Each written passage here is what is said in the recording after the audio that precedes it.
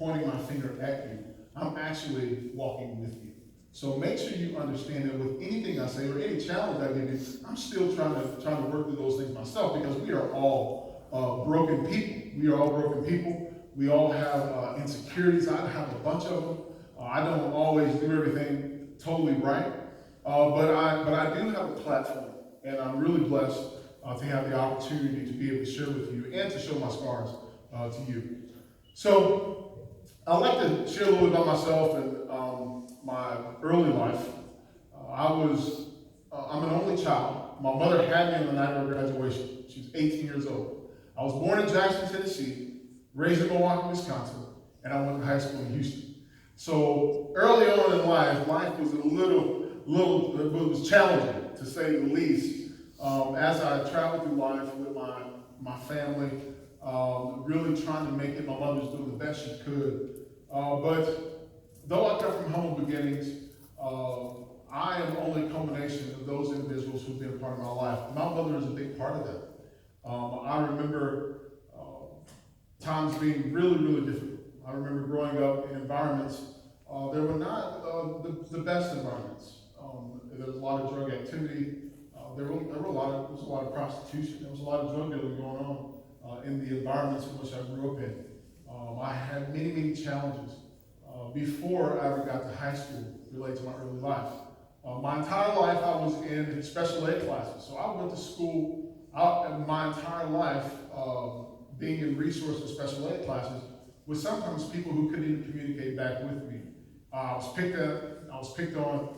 I stuttered big time, and sometimes I still stutter when I get excited or I get a little bit nervous. I'm dyslexic, so I have, even to this day, I'm Dr. Richard, but I still have challenges that I work through. Like I said, I'm not speaking at you, I'm speaking with you, right? And so life was challenging. Life was difficult in those early years, but in 1990, it's a long, long time ago, my life changed. We moved from Milwaukee, Wisconsin, back to Jackson, Tennessee. That summer, I was jumped into a gang involuntarily, my neighborhood gang. I was being unconscious, and I was really, really kicked down by about 30 young men. I remember coming out of my stupor. The only thing I saw was a robe and my mother's house shoe. I saw a robe, my mother's house shoe, and I saw somebody swinging a baseball bat. It was my mother who was coming to save her baby in that situation. And I'll never forget that. All I remember is the next time, through the next few days, we would be on a trip to Houston, Texas. My mother was saving me from the environment in which we lived in, and I'm so grateful for my mother. And all the things that she's struggled through, she has always tried to protect me, always tried to place me in the toughest situation. It was tough how she did it, many times because she had to be.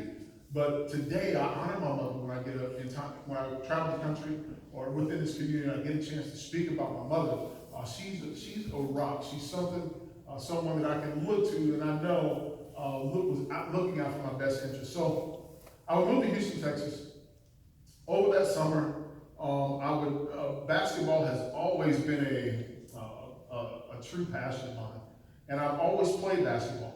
So in between the summer of the 8th grade year and my 9th grade year, there would be something called Open Gym at Westville High School.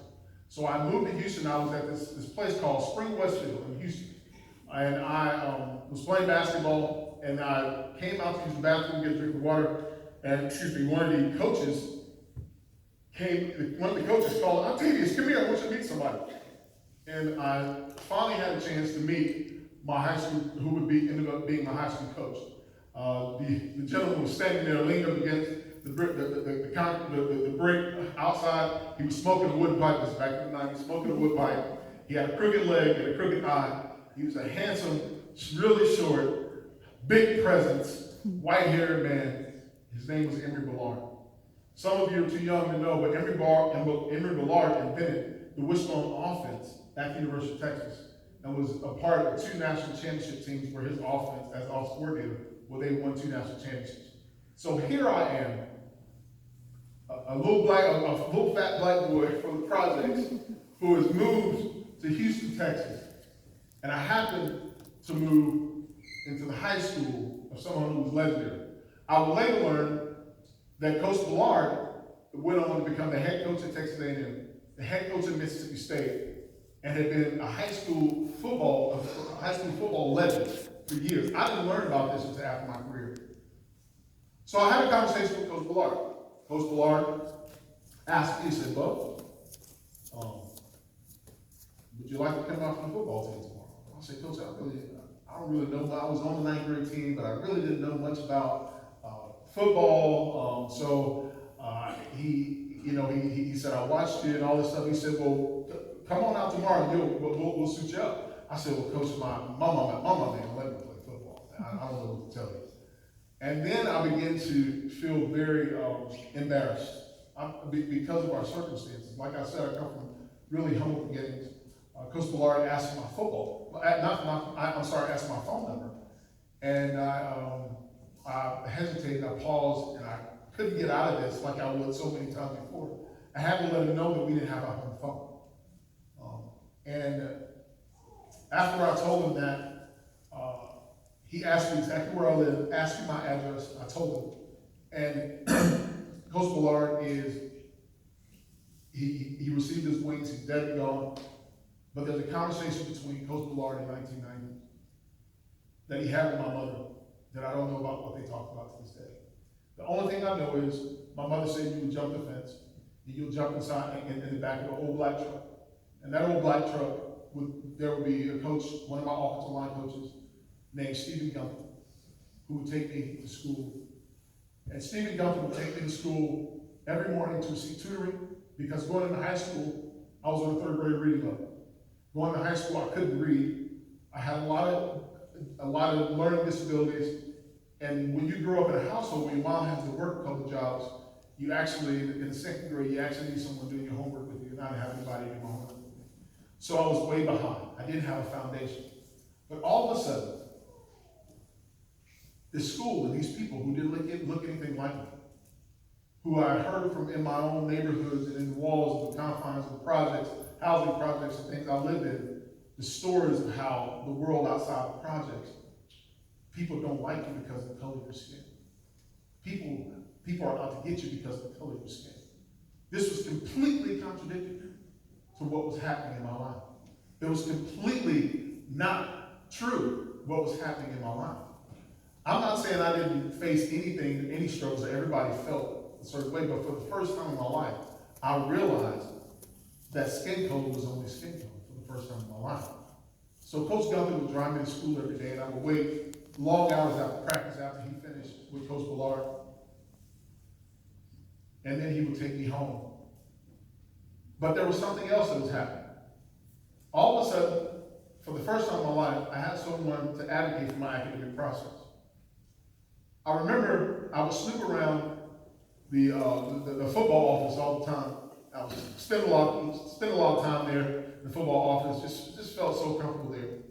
And I remember I heard a conversation in a room, and Coach Ballard was really agitated, and he was in there with some administrators. And I didn't hear my name, because for some reason I knew it was me who was being talked about. And for the first time, I had somebody who didn't look like me, who really didn't know me, but had saw something in me, all of a sudden believed in me.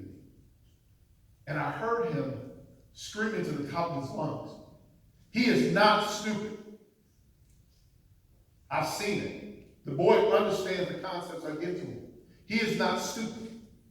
And you hear these other people shrinking to this presence in the room. "Coach, I understand, but his testing just doesn't show that he's capable to actually be in on-level classes. Put him in the on-level classes, and I'll show you by the time he finishes, he'll be in above-level classes." He didn't say my name, but I knew it was me. To make a long story short, all of a sudden, those early morning jumps in the back of the truck went from going to football practice to getting up every morning. For the first 2 years of my high school career, I had a coach take time, coaches, the staff, take time from their families and pick me up, and even other guys on the team who were struggling, take us to school. And I received tutoring. I received tutoring to bring me back to a level that was average. By the time at the end of my sophomore year, I could go to any school that I wanted to go to in this country just to play football. I don't talk about football very much. You know why? Because football is something I did. It's only something I did. It's not who I am. Football was an avenue. Football was something that was offered to me. Football was a game that I loved. But football was not all of me. It was not all of me. Yes, these coaches were intrigued by my talent, but for some reasons, the school backed me. The teachers backed me. The teachers pushed me, and they didn't allow me to make any excuses. They didn't allow me to make any excuses. I tried to give them excuses why I couldn't, or what I'd done before, how I failed the second grade, what that felt like for me, the hurts and pains. They didn't stuff it behind. They heard me. They listened to me, and then they said, "Son, make sure you get into trouble. Just get into trouble." The man whom I got in trouble with back in the 90s, who took me to school, the significance of this story comes full circle.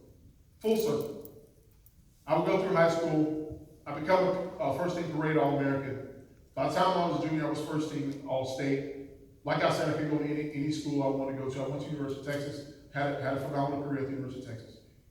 The significance of the story is the man who would pick me up every day in the truck, Stephen Younger, and whom I would wait for even after long games, after long film studies, would take me home. This past January, he died of cancer. The only person, when he couldn't speak for himself anymore, that he would allow me his funeral is me. The only person.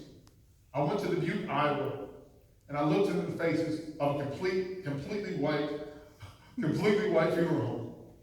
And people who had no idea who this boy was, Stephen Younger requested, not his son, not his daughters, not other people in his family. He said, "There's one person I want to do my funeral, and that's Octavious Bishop out of Houston, Texas." I sent my coach home. But there was a relationship built with somebody, once again, who didn't look like me, someone who invested in me, someone who believed in me, who looked beyond what the circumstances looked like, my neighborhood, where I was from, what I thought my ability to learn to be. Looked past those things and saw something in me. So I sit here today as someone who is only a culmination of those who have invested in me. I'm nothing more, and I'm everything that they hoped I would be. I'm nothing more, and I'm everything they hoped they would be. So how I love my wife, how I treat my wife, it's not because of the image I have in my household as a dad. I didn't have that image. It was because sometimes Coach Lago would call me out of class after test, and he would sit me in his big cushy leather couch, and he would call his wife, say, "Hey, Peaches, how you doing? What's for dinner tonight?" Or he would call his son and say, "Son, I love you. Keep working hard." And I was wondering, as I was sitting there on that couch, what is this white man doing? Why are you calling me out of class? So that girl is so fine. She's so cute. Why I want to hang out with her? No. He would have me down. You know what he was doing? He was modeling a behavior that I wasn't getting at home. Coach Ballard was teaching me how to be a man. So when I called my wife and asked her what's for dinner, "Hey, Peaches, how you doing? Daddy's coming home." I know how to love my children because of the other men and what they invested in me. I know how to invest in others who may see me and maybe even judge me by my skin tone. But it's none of my business what they think of my skin tone. You get what I'm saying? It's none of their business, none of my business what they think about me. But I gained enough confidence and enough understanding that it's my business and how I think about my people. No one has to treat me any kind of way. No one has to treat you any kind of way because it's none of your business. At the end of the day, you are responsible for how you treat other people and the people you with. I learned that in high school. So I'm thankful today. And in a nutshell, there's so much more I could talk about, but I'd love to answer some of the questions that Mr. Taylor has for us. But that's who I am. I'm so happy you're alive. I just want to bear my scars to you to let you know where I'm coming from and how much I truly believe in you. I don't know you well enough to love you. You don't know me well enough to love me, but I'll tell you this much. I do believe in you. I believe in you. I believe in you. I believe in you. I believe in you as a professor. When I teach, I believe in you. When I preach, I believe in you when I show up to things like this. because this generation will take care of me. You will take care of me. It's not based on what I look like. It's not based on where we come from and our differences. But you will take care of me.